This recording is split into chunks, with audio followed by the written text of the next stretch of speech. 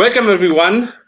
I'm Federico, and with me, I have the pleasure to have Charlotte and Davide in a ideal continuation of an idea that we had back in the BioC 2020, or we've actually followed up from the good old IRAM conference in Milan virtually in May, June this year. And this is going to be an open discussion for trying to find the 10 simple rules for thriving in bioinformatics research. If you are familiar with the format of this 10 simple rules manuscript, it's basically a very nice commentary format article that PLOS Computational Biology has. And where it all started, it was basically as a kind of a provocation that I felt when there was recently one article that was published with the ideas of 10 simple rules for providing effective bioinformatics research support. And at that moment, I thought, actually, we are all kind of fighting actively or not, or we are struggling because, say, we want to have a first-class citizen place for our beloved bioinformatics or computational biology. So basically, this is our situation, and we would like to counter that. And how to counter that is that we want to have not just support or collaborations, and basically we've all been there, and we can try to share our tips with each other and how to deal with these difficulties that we have. And the idea would be that we are developers, not just of softwares, but also careers, so our own, and also the ones for our colleagues and for our trainees, in case we are in a PI position or such. Just a few words about us, but actually it doesn't matter too much because you've been seeing my face long enough in these days. So I'm a postdoctoral researcher. I have with me the pleasure to have Charlotte, which is a research associate at the Friedrich Michel Institute in Basel, and Davide, which is an assistant professor in Padova, and also the chair of this very nice conference. I have a couple of suggestions on how this can work. So we have put together a couple of resources in this Google Drive folder that I'm opening also here. It's right here. If you see this, then it means that everything is in there what you need. I'm just going to go back here. And we have basically a Google Doc where we try to take the minutes out of this, and which is this document, this EuroBioC 2020 minutes. And I kindly invite you, if you want, to put your contact information right in this section at the end of this document, so that if we want to reach out to you, or if we want to be reached out again when we follow up on this, we'll be happy to do so. I'm going to go back up in the meanwhile. So this is some kind of background information. Can you make the bigger? Yeah, sorry. Is that large enough? Yeah, much better at least, no? Yep. Okay, so this is the Google Doc where we can take notes, and also which links to some other documents. Some other documents that we have been already working on. So basically, I would like to see if this session can actually be driven by a little more like by the audience, so you can be heavily invited to join us on the stage or raise your hand so that you can grab a microphone. But the thing is that if you do so, basically we can only have one person on stage at a time. We should have a feature to have more of you at the same time. So what you can do is to write in the chat that you would like to join us on stage. And yes, so if you just say, if you ask to join the stage, we can try to bring you up, and then you will also be kind of promoted as a speaker and stay here for this time being. You don't have to speak all the time. We can try to steer the. Don't start laughing, Charlotte. Don't trigger me. But yes, if someone of you wants to be there, we can welcome you also on stage. And the idea is that we can come up with something that resembles a collaborative manuscript in this simple rules format.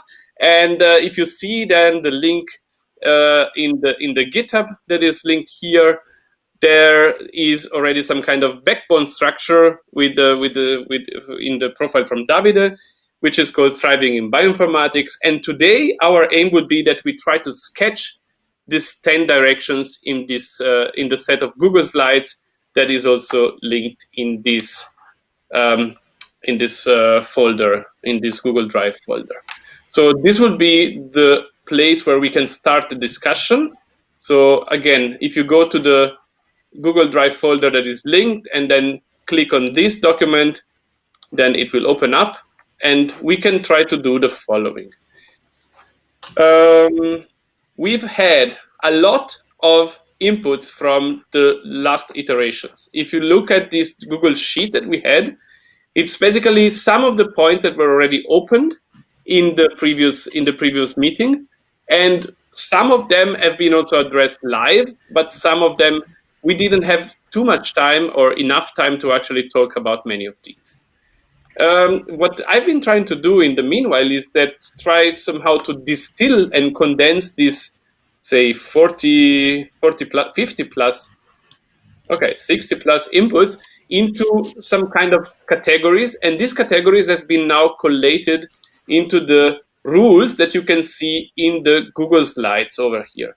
So in this here, each rule as of now has a kind of a card box, and I can show you that now. So this rule has temporarily this kind of title. And what I would like to do is that we can try to go through this and just open up the discussion. And in the meanwhile, if you don't want to participate actively to the vocal discussion, you can still write some comments on whatever is existing here. So just like a regular Google document, you can add a comment and it will be listed here, and then the discussion can also continue over there. So we hope that somehow it is a virtual event, but we try to make it as participative as possible. So let's go back to the... It's also possible to actually edit not just leave comments. Yeah. Yes. Yeah. You can just type. So feel free to do so. Just check out the 10, or actually more than 10, because we might be polishing some of these and or refine them, and notice, for example, that 2 of them are not really as disjoint as we would like to, or as they should be. So I give you a couple of minutes to just check it out. And in the meanwhile, I can tell you how we can also proceed after this. Because this is important. For example, it's not just a discussion that we have here. So we want to get to this kind of manuscript-like output. And we have a Slack channel in the BioC Slack, which is called BioC20-BOF-10 simple rules in there. And if you want, you can join either from the link or also just search it in the Slack of BioC, and you can kind of keep up the conversation going there. So today we would just like to find and sketch these 10 directions, and in the over the holidays and in the first days of January, we would like to gather our thoughts so that we can try to plan the next meeting, probably via Slack, either via AirMeet again, or as a separate thought we can also use as a kind of a trampoline for visibility, also because it's something that we all are aware of. We can use one of the Bioconductor Developer Forum that happen normally on Thursdays at European 18 o'clock, so it's Berlin time. Okay, without further ado, I'll just go back to the AirMeet and see whether someone of you would like to join us on stage and try to steer the discussion in terms of what you think have been the, not the rules, or just the tips and tricks that you've learned through the way, or the do's and don'ts that you've seen being done. And so there is a question, so more of a comment than a question from Antonio. The rule 0 is decide early what kind of bioinformatician you want to be. And this can change as you develop, but it's good to have a roadmap. So it's actually an excellent point. And yeah, Antonio, I kind of encourage you to find either one of these rules where this can fit and add it in, or also just make it a rule 0, and then we can follow up from there. And again, if someone... I just wanted to add something to the, when you think about commenting on the Google Doc, on the slides, feel free to also add a comment like, this rule does not make any sense, or I don't agree with this rule, or like, I think rule 3 and rule 4 could be combined together and stuff like that. I think that would be, yeah, maybe less crude than that, but that was the. But yeah, I mean, I guess that type of feedback is also very important, I think. Yeah. So just, I mean, we just started an linkation, but you can just find any place in here, and you can just find a line where no one else is writing. So all the feedbacks can be actually quite nicely collected. So I would start probably with rule number 1 as a kind of a kickoff pointer for this. I do not see if someone is raising hands and or wants to join the stage. So if Charlotte, can you probably check that out while I am in this other window? Yep. Okay, great.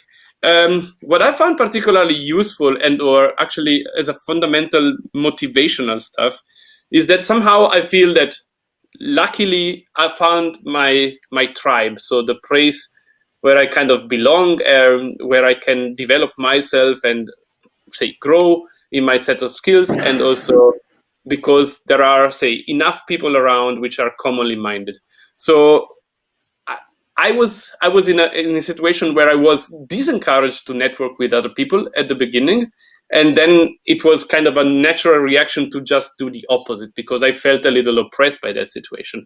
So kind of a shout out to the finding your own community, because it can also happen also, for example, if you're working in industry, and it might be that you are slightly isolated and or there are not so many common interests between you and others. So the exchange with others, in my point of view, is quite fundamental. So if you want to just either drop in some comments in here or grab the mic, I'm happy if I don't have to speak. I know it sounds not so credible said from me, but say if someone wanted to. It does make sense, totally, Antonio. We have someone joining the stage. Oh, perfect. Hi, Sumia. Okay. Hi. I'm not sure if you can see me. I'm quite new to this platform, but as we all are, hear you loud and clear, perfectly. Okay. Because I can't see myself on this thing, and it says that. Okay, but can you all see me and hear me all right?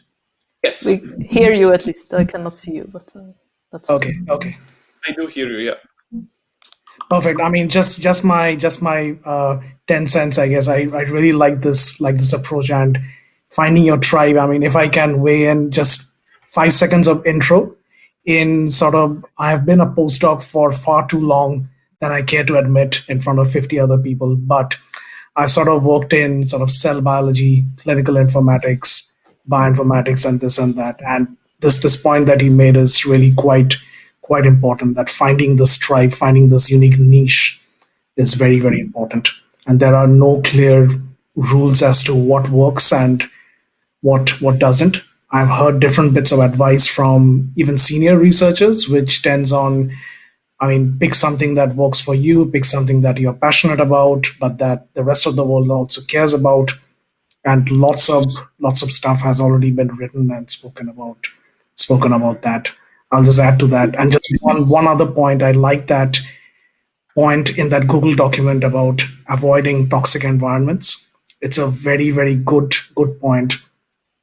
I think all, or at least some of us, know what the signs of those kinds of toxic environments are. But if there could be some concrete steps in this manuscript or this white paper as to how to avoid or early on identify warning signs of a toxic environment, I think that would be a big big input to the community. That's all I wanted to add. That's super. Actually, I think there was this point. I think it was in this rule 2 to avoid or escape toxic environments. So if you want to just throw in a comment over there, it's basically all we need to kind of make it a little more persistent. So the thing is that I think it's one thing is that this kind of see you now. Sorry. No, we can see. We can okay, see. Perfect. I finally figured it out. But in the end, I think you kind of develop a kind of a nose for this only with some kind of experience. So sometimes, at least when I was a beginner, I was also quite naive with respect to this kind of let's say star power cards that could have been played by PIs to actually make you excited about a project that did sound exciting, but then probably didn't turn out to be as exciting as they would like to sell you. It can be tricky. So I don't know if there are some kind of tips and tricks to share in terms of say.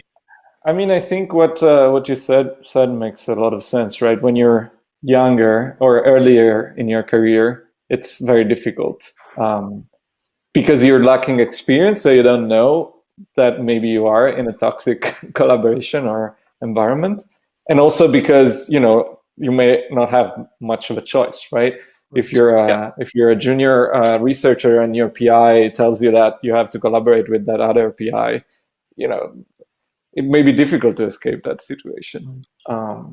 So I don't know if I have any advice, but I guess it's it's not easy sometimes. Yeah. So one other thing that I forgot to mention earlier, and actually we forgot to discuss it, Federico and Charlotte, but I think we can safely say that this session will not be recorded. Well, I mean, it will be automatically recorded, but we will not actually post it anywhere. So feel free to come on stage, say things that you don't want the wider public to hear. Because it's not going to be on YouTube later. We have one more raised hand. Yeah. Hi, Antonio. Okay. Hi. Let's hope this is turn on video. Excellent. Welcome to board. Thank you.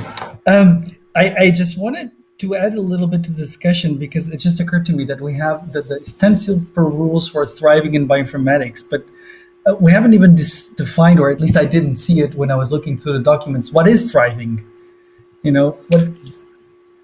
That's a good point, actually. So I would say being successful, but it's right. So it's very personal, right? What is successful? Because for some person, it could be. I mean, I guess ultimately, it's very difficult to define, but ultimately, thriving means, in my head, being happy, right? So in a sense, it's whatever makes you happy, right? Okay, that's good. That's good. I was going to get at that. No, that's also what I thought, because everybody has a different opinion of what is thriving. Like for somebody, it's going to be a group leader. For others, it's going to be just developing their own tools, and it doesn't matter. For others, and I think it's totally fine that everybody has a different definition in their head, and that that means that each trajectory will be different, but not necessarily less successful. I mean, I agree with Frederica. I don't like the success word. I was going to pick up that point too, because it's exactly the reason why we switched from this successful definition to just this thriving. I don't know. Thriving to me just sounds like you're fizzling in and doing something that you want to like and that you want to do. Mm-hmm. So to keep this either kind of academic fire or just research fire in you going, and say enjoying what you're doing at the full of the capabilities. So that's probably how. So just to be very clear, this is not like 10 simple rules to get tenure in a bioinformatics department, right? That's not necessarily what you want to do, and That's good because I told Federico over Twitter the other day, but basically I'm going to leave academia to go into a startup, right? But a pharmaceutical startup. So I mean, I think that you know, It totally applies. I would say it totally applies because it's still you're still doing some kind of research, and just not in the academic environment. So we also try to remove this kind of academia and or industry to just try to be as inclusive as possible, and also to have this kind of actually it would be great if we have someone from industry just joining now and even on stage if you want, so to kind of weigh in and give their perspective. So yeah, and I just wanted one final point before I leave the stage is regarding the point of finding your niche and leaving toxic environments. And I think it's kind of an overall suggestion to add at some point. I'll look up afterwards and I'll add it there as well. But us, you know, as more like senior bioinformaticians to kind of find the new ones and mentor them, even if it's not in a very formal way, just talk to them, and especially for in a physical space, and go for a coffee once in a while and kind of help them out a little bit. I mean, I think that's quite important. We don't have to have a formal definition of mentorship, but just talk to the younger ones and tell them. And I tried to do that. I have to say this was very important for me at all stages of my career. I mean, it's not that I'm very late in my career, but I mean, at every stage of my career so far, it was very important to have good mentors, but also good peer mentors. I think I tweeted about it yesterday, and you know, about how it was great to see like Leonardo and Alejandro here yesterday, because you know, those were the very first people that I met at you know, my first bioconductor conference. We were like 3 PhD students, kind of not knowing anybody else, and we hanged out, and you know, it was nice to have like people like you that and we, you know, by keeping in touch and keep supporting each other, even if it's not a formal like, you know, mentorship, but it's more like a peer mentorship. I think that's very important too. That is so important. I just have to second that. That's a very, very good point. I mean, I can give 2 instances when I reached out to PhD students who were really struggling in a group that I used to work in. And I made an effort to, you know, they were homesick, they were young, they were missing families. And I said, you know, here's a safe place where you can come to me to talk, or, you know, anything that's troubling you that you can't go to the PI with, I'm here for you. And even if, I mean, they're struggling with something that they just don't have a support network, I think it ensures that, I mean, people just don't get pushed out of these kinds of environments, and you try to do the best that you can. That's a really good point of mentoring. Yes, I suggested to Frederica to come on stage because I think she is also a very good example of like still in academia, but not necessarily the tenure track route. And, you know, that's also a position where you can thrive. And I don't know, Frederica, if you have some comments on this. Yeah, so maybe just as a quick background. So I studied biomedicine, but then found doing wet lab experiments terribly onerous and tedious. And then I did my PhD in bioinformatics, and then decided I definitely never wanted to do a postdoc. But I also wanted to stay in academia, so that kind of limited my choices, but was fortunate enough to find that possibility. Just one thing that I realized when you were talking about mentoring and the difficulties that especially young PhD students encounter, I think there's probably a big overlap between just general difficulties any grad student has, and it might be worth highlighting those, and then to, in addition, work out the ones that are somewhat specific to the comp bio grad students. No, I mean, I agree that it's common to all grad students, but I also think that in many cases, the bioinformatician is the sort of like the only sort of computational person in a wet lab. And that could add to that struggle, right? When you don't have, like, maybe your PI is not, it cannot be your mentor for some technical things because he or she doesn't necessarily know bioinformatics, right? Right, but I think that's probably more at the postdoc stage, right? So that's at least in my experience, the grad students that are, especially those that are in grad schools, at least will have a mentor that fits the type of degree that they are going to get. So in my case, since I came from a pure biology background, I had actually 2 supervisors, and that worked out perfectly. So I had a wet lab supervisor and a bioinformatics supervisor, and that was fantastic. Antonio, do you have an answer to that?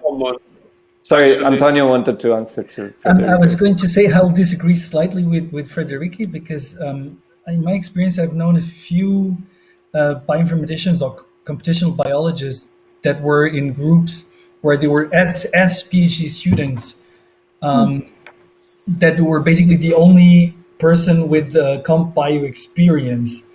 And one has just started. So one is the person that followed me in the lab once I left my previous postdoc.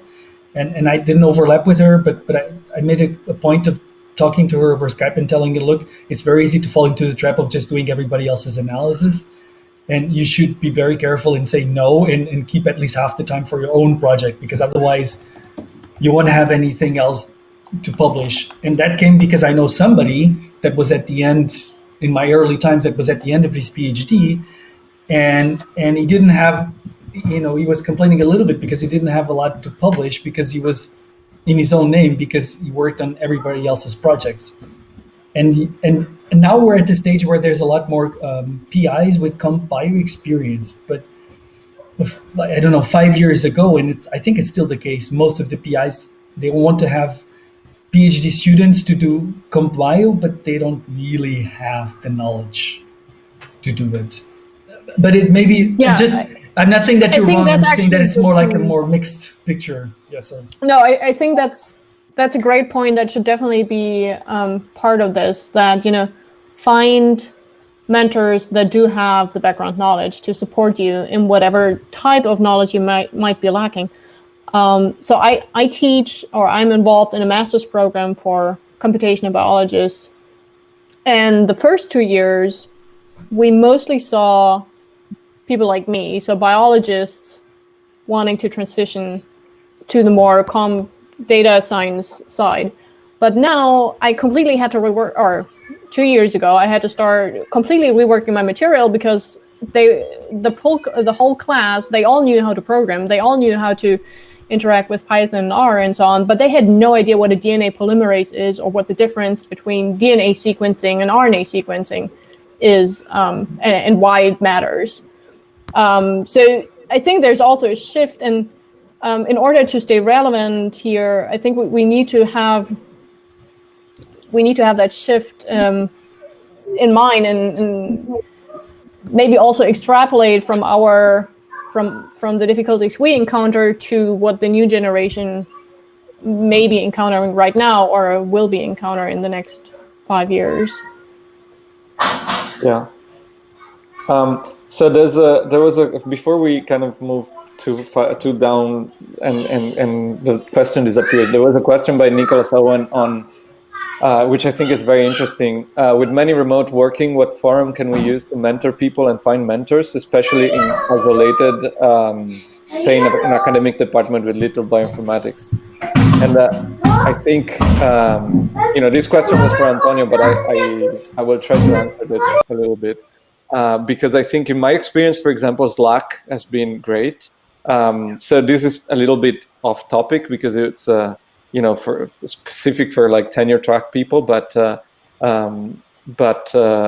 there's this new PI Slack channel that includes like people in the tenure track from like all over the world. And I think maybe we could think of something like that, like a comp bio grad student / postdoc Slack place where people could just freely talk and peer mentor each other. Yeah. So, but since the question, well, I see Antonio is with the kids, so I'll let him enjoy the family. But Antonio, when you want to add on that, you feel free. He might not be able to hear you if the headphones are off. At least fine. Depends on. But it's, I mean, there's another excellent point that has been raised in the chat, the power of saying no. I think that every time at this time of the year, we all pray and say, as a New Year's resolution, God grant me the power of saying no to non-useful collaborations, or to the ones where we can see in advance that in a slightly selfish way, that we already foresee that it doesn't bring us too much. Because I think something that people do not understand or still find very difficult to accept is that even if we have our workflows and pipelines well-oiled and well supposed to be working, we also have just 24 hours a day. And we cannot just say swap from one project to each other and think that all of this doesn't cost a lot of overhead in our minds. So we cannot really fully commit it to so many things. And saying no to, these indeed not so really low-hanging fruit collaborations is, would be just a superpower that we might be asking for.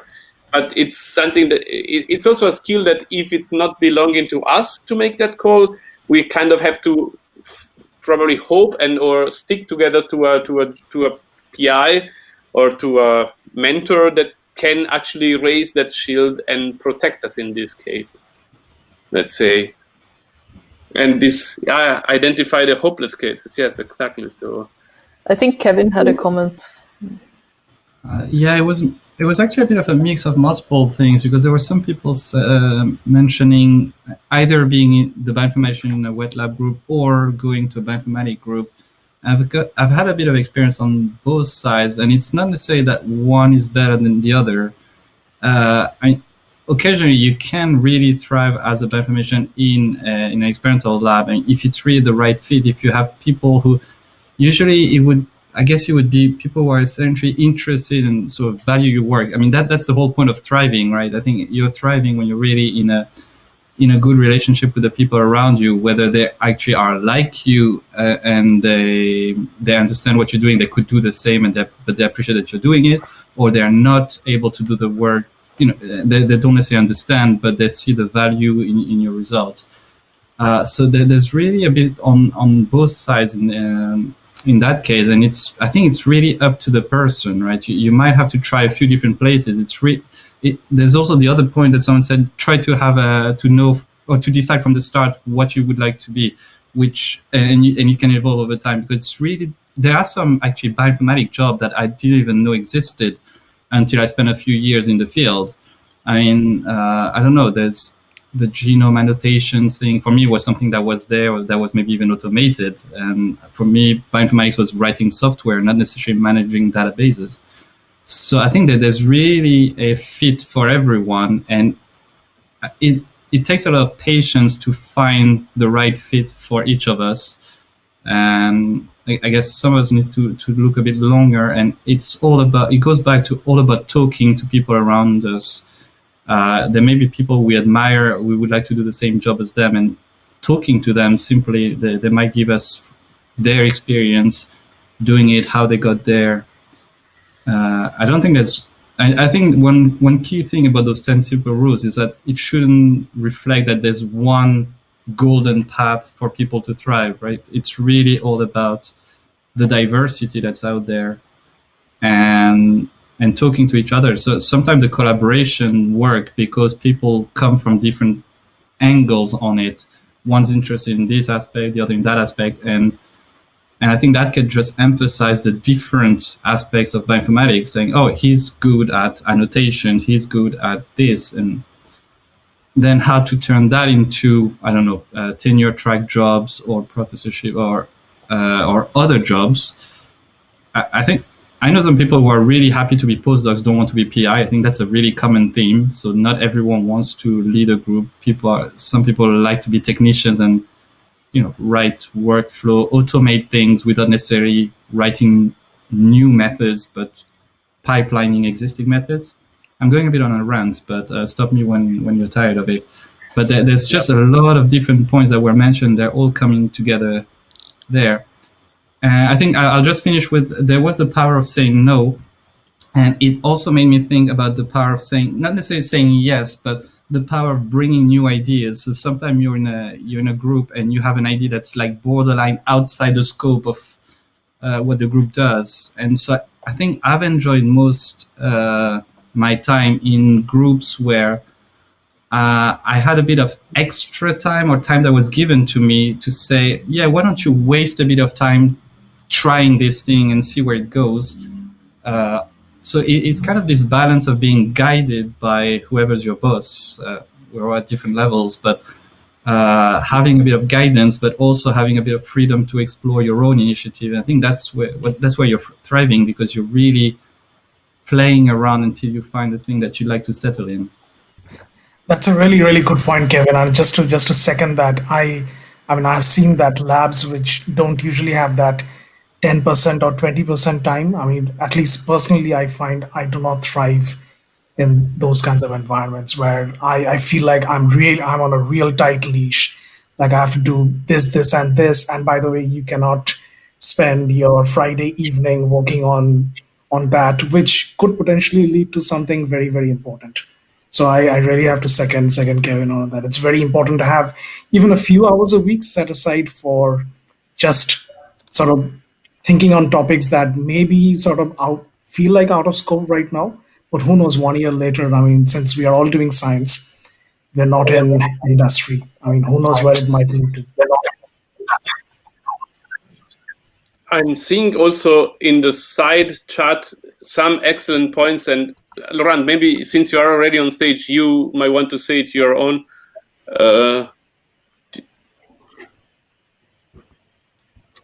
Yes. So I put that comment based on something Kevin said. I don't know. Don't remember exactly what he mentioned. Oh yeah, he mentioned that not everybody wants to become a PI, and there are tons of good reasons for not wanting to become a PI. And I think as a bioinformatician, I mean, working in a core facility is one option, but the other option is something that has been, I think, popularized by the Software Sustainability Institute, the SSI, and that's the position of research software engineer. And in the UK, the SSI has done a really great job to make this something official, right? Not just as a... What is the SSI? Pardon? What is the SSI? Software Sustainability Institute. Okay. It stands for Software Sustainability Institute. And so they call that position research software engineer. And these are people that, and so in parallel, I think they have also made the promotion of software as an integral part of, the research that is done, not just papers, but software and arguably data, but they have focused on software is, kind of first-class citizen in what is produced in academic labs. And so research software engineer are the people, the researchers that focus on writing software, at maintaining software, at kind of optimizing software as their first and foremost class activities, and also being recognized for that, as opposed to, let's say, a postdoc or a PhD student that writes code, but at the end of the day only gets recognized with the papers they promote. And I think that's a really nice story. And as far as I know, it's not widely applied, but I thought that's a really nice example of routes that computational people can take. Laurent, that's a great point. I will because it's, for example, I also have the feeling that such careers are under-rewarded or underdeveloped also because there is not so much funding that goes into that direction. And I cannot welcome more such initiatives like, I don't know, like the Chan Zuckerberg initiative for software development, and maybe that can lead to an increase of such careers, which means it becomes a viable option for many. Yeah, but what is needed is a name for that career. And, from an administrative point of view, you need a box that can be ticked. Say, okay, we want to hire a research software engineer. And what is a research software engineer? Is somebody that's going to write code. And how will we know whether this person does a good job? whether we want to extend their contract, whether we want to ask money for that job.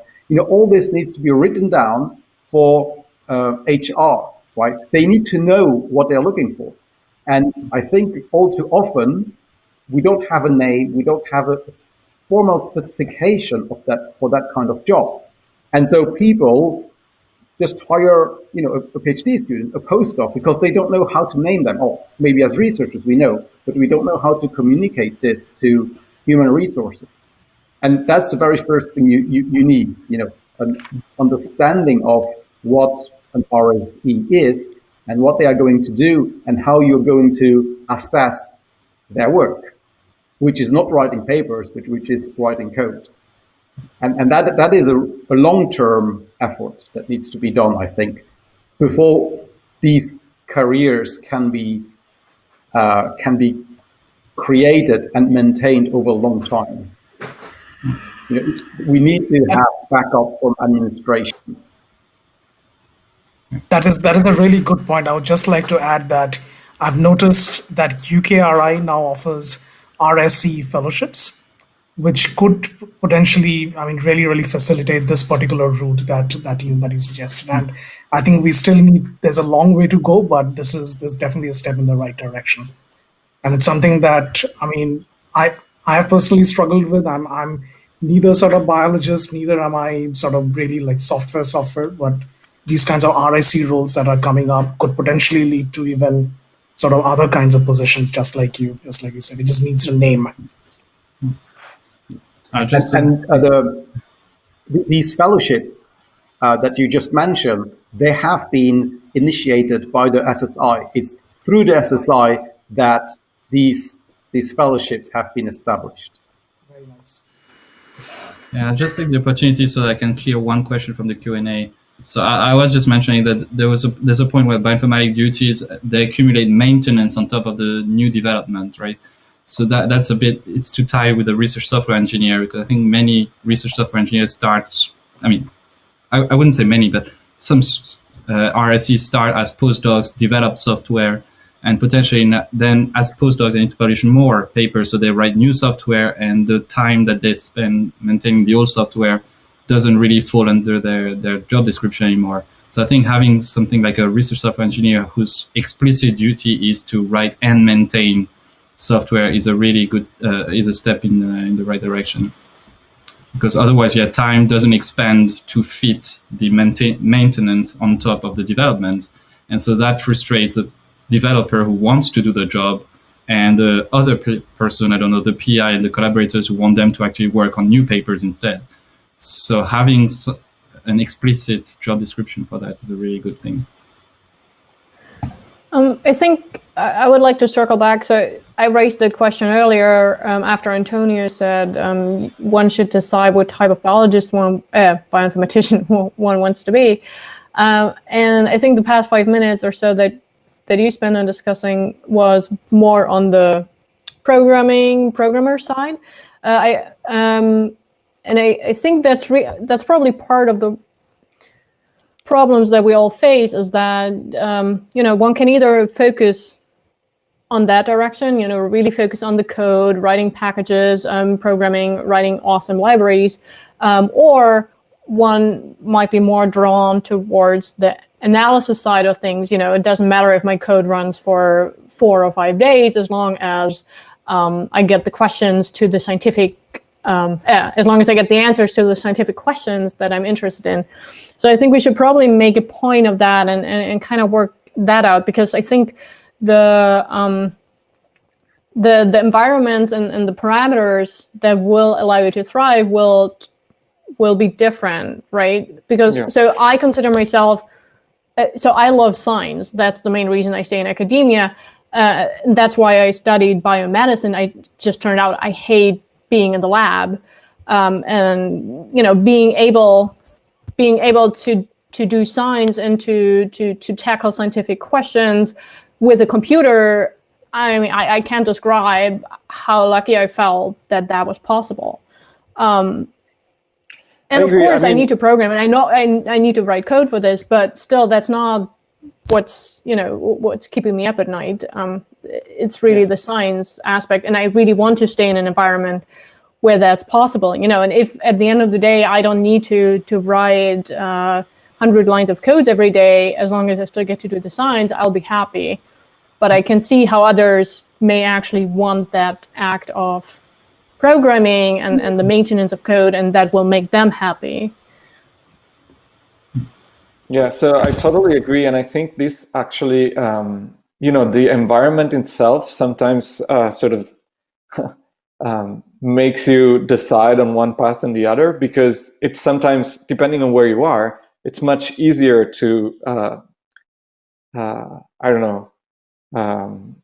go forward with your career if, for example, you develop methods instead of just do analysis, right? Because if you're in a stats department, and I think I think we discussed it last time, the problem really is that bioinformatics is a very new discipline, right? So until a few years ago, there wasn't like a PhD in bioinformatics, and there isn't a department of bioinformatics in most universities, right? So half of us is in like biostatistics and statistics departments. Well, maybe less than half, like let's say a quarter of us, like a quarter of us is in engineering departments, a quarter of us is in biology departments, and another quarter is like spread out across all the other departments, right? And I think depending on where you are, right, to make a career out of it, especially in academia, you have to make compromises on, between what you like to do and what you're most likely to succeed if you do, right? And so, for example, if you're in the stats department, you will be better off developing method than writing papers rather than writing packages, for example. And if you're in a biology department, you're better off to choose a disease, right? I heard this so many times, right? As an advice to a bioinformatician, just choose a disease and like focus on that disease. That will be much easier for your career, right? And that's not necessarily what we want to do. And it's also detrimental, right? Because then there's less interdisciplinary talk between like methods that could be applicable to multiple diseases, right? So I don't know where I'm going with this. It's just no, but I can try to pick up on this point that you're doing, Davide, because it's probably it's quite essential. It's more like you don't need to kind of change your career and expertise completely, but it's more like right now. So if you're working in a tumor, say in a cancer focused institute, then of course it's so no one would care that you do a super highly say specific and super performing library, but probably they want you to tackle the applied use case, right? So the more applied use case that you will be able to cover, the more appreciated you would be, and then it becomes easier somehow to, I don't know, to find this kind of appreciation that then leads you to general happiness, right? I don't know if it's no. I mean, but I guess the second part of my point that I forgot to make was that this is, I guess, a consequence of the fact that bioinformatics is not a well-established discipline, and I think my hope is that going forward it will be more, and it will be easier to be a pure bioinformatician, which means not a method developer nor a computational biologist. I think there's a slight difference between being a computational biologist and being like a bioinformatician, which is kind of more like on the data analysis / data development side, or package development side. And I think, like, for example, the fact that people like, that the data scientist figure is emerging, I think it will have a good side effect on bioinformatics as well. But this is only me being hopeful. So I think, one thing that just one thing that came to my mind as I was typing my last comment in the chat is how different the landscape and the possibilities feel in the US compared to Europe. I don't know what your experiences are, but I find that there's much more support and openness in the US in general. Maybe it's the East Coast, but like the Broad Institute and even in New York, there are plenty of labs that are full of computation biologists. and they have thriving careers. I mean, look at the Satija lab, New York Genome Center, completely staffed with computational biologists. MSK CC has lots of computational biologists, and they're all doing great work. In Germany, the only person that comes to mind is Fabian Theis, who's doing an awesome job, obviously. But apart from that, there aren't really that many positions over there that would allow computational biologists to find the way I find. That was more of a comment. Again, I don't really know where this is going. It's just something that struck me. Well, I mean, I'm not sure I 100% agree. I mean, like AMBL and DBI are two examples that are just that I think are as I mean, I think they're comparable to the Broad and the New York Genome Center in terms of how computational biologists can thrive there. Like John Marioni and Wolfgang, and there are plenty of people that have made amazing careers in computational biology in Europe too. But I see what you mean. Like there seems to be. I mean, but I think the East Coast is kind of like. I mean, you could say the same for biology, like wet lab biology, right? I mean, where do you find a place like Cambridge, Massachusetts, where the Broad and Harvard, and like there's a cluster of those, or the Bay Area and the West Coast? Yeah. No, you're right. I mean, no, I think it's general, just a different level of throughput and high profile people. But I was just, trying to maybe see if one could learn something from those high-profile people. Right, I mean, the Weizmann Institute, for example. I mean, look at the papers the Amos Tanai group has been publishing. I mean, it's nature after nature after nature paper, and they are completely computational. And they have, I guess, the somewhat lucky situation that within the Weizmann Institute, they have awesome collaborators that have acknowledged the need for computational and mathematical models from the onset. So I guess the environment was absolutely non-toxic. No, I agree. I also have an additional comment on this, right? I mean, Dana and Aviv and Manolis and Rahul, they're all like, I really like them, and I really look up to them, but I would not be happy in their position. Like this is coming back to the thriving part of the title. I mean, that's not the life that I would like, right? I mean, I would not see myself happy at the head of a huge group in such a high pressure environment. No, for sure, but I mean that speaks to the fact that it is possible. So to achieve those positions, it's not unheard of, because a lot of the comments in the chat pointed towards kind of the limitations of computation biologists not being recognized as awesome scientists or whatever. And I think that's not necessarily true, because there are these other examples, and what is it that what were the there's facts also a little bit of survivor bias in that, I think, because those are truly exceptional people, and I think the struggle comes at the local faculty meetings, right, where if you're in a biology department and 99% of your department is wet lab people, and you're the only computational one, unless you publish in Science or Nature or a handful more journals that everybody recognizes for the good or bad of our community the best, people will not know that publishing a paper in bioinformatics means it's a very well done project, right? And so they will not recognize it as while they might be very familiar with the same tier journals in wet lab biology.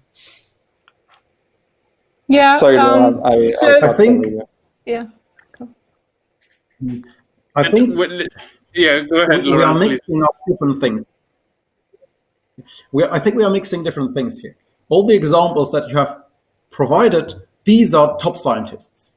They happen to use computational tools, but they are, before and everything else, top scientists with lots of funding, lots of data. And top scientists, whether they use computational tool or wet lab experiment or whatever, it doesn't matter, right? We're all biologists. Florian Markowitz said that. We're all biologists. Some people are computational, others are not. So I think for me, that's the same type of persona. It doesn't really matter. I just, among the very best. But I think there is another part that is specific to, let's say, bioinformatics, computational biology, irrespective of being kind of a top scientist among the most successful ones. If you are an early career researcher and you want to do computational biology, bioinformatics, or kind of computational method development, one thing that these people will need to be careful with is, where will they end up? Will they end up in a computational group, or will they end up in a biological group or kind of experimental group as a bioinformatician? And I think there are lots of positions. I don't know about the States, but in Europe, if you come with some computational expertise, and even if you are not purely bioinformatician, but you're kind of a more wet lab background and you have some computational expertise, people will really want you. I think that's really something that is wanted on the market. But here there is a very specific risk, is to end up as what is called a lonely bioinformatician, where you are junior, you still need to learn, but you end up in an experimental lab and you are suddenly the expert. And surely it's all relative, but you don't have the environment to help you. And that is a real risk for, let's just call them bioinformaticians or the kind of biomedical data scientists, without entering the detail. I think that is a real risk that is different from an early career researcher that, evolves, biologist, biomedical scientist. And a second point is that you might want to keep on doing your bioinformatics, your coding as a researcher, right? And then again, it doesn't matter whether your tools are computational or not, or wet lab. But then you might also want to try to find a parallel career path, which is core facilities, research software engineer. But that is completely different, right? You don't start to compete with the researchers. You need to compete differently, and that's very difficult. That leads back to what I said before with the research software engineers, because then suddenly you don't write papers, but you still need to be acknowledged as producing important work, and that's something that doesn't really exist yet. Okay, so I have to run because I'm in the backstage of the next session, and I need to make sure the keynote speaker has everything ready. And please try to wrap up in a few minutes so that we're not late to the other session. We are already kind of we are kind of. I'll go. Thank you all for contributing. That was great. Thank you. Thank you. Thank you. And, as a stage participant, I cannot go away. Oh, I cannot even kick you out of the stage. Oh God, why? Because you were here when we started. Okay, so Federico, wrap it up, please. Yeah, I will. Okay, so basically trying to understand how to move on from here. What I would like to see is that, say, if you keep comments coming, and I apologize if some rules, or I cannot apologize, but really probably just some rules might not be so clearly defined. So these might be not good starting points. Maybe we can let them converge somewhere else. In the end, I like to keep this. For example, this was a comment from Kevin for BioC 2020. Is a kind of a remember who you are, like a Lion King thought, is that somehow be respectful of others and trying to kind of find your own way is essential in trying to really thrive, right? So as Davide also said, the thing of success is not just, say, success being on a stage in front of so many other people. It's more like find your own measure of success is also kind of a key thing. So probably this can be a nice closing consideration, but also to close here, I would like to say the following. So in the presentation, we said, I think we have a lot of inputs to work on now. So we did gather the thoughts, and we can try to reconvene in the Slack channel for the BioC 2020 BOF10SR. Basically, we can use that as a place to coordinate the next steps. And with these next steps, I would say that we can do something like we say on a monthly cadence, we can try to meet and probably try to coordinate the task of writing these things. Because in the end, what we would like to do is, in the end, we can see that here, we set up this repository where we can try to write together this manuscript, and you're all invited to kind of contribute to that. If you want, you can see that there is already some kind of a backbone for that, and nice. it's just an empty backbone for now. We probably start from here, and then we would like to try and put these 10 rules as fixed ones so that we know what we should write about. And then we take it from there, and we would like to get this manuscript done, not as soon as possible, but as good enough as possible. And so you're all invited to be co-authors on that. I think. Okay. Federico, I think we really. All right, Charlotte. This time I'll ask you. No, I'm sorry. Okay. Anyway, it's Charlotte that has the power to shut it down. So. Yes, I just didn't want to be limited. So join the Slack channel, add comments in the slides, add your contact details in the Google Doc, and we will keep you posted, and you will know how this progresses. Right? Anything else? No, thank you all for contributing. This was a great session. Thank you, everyone.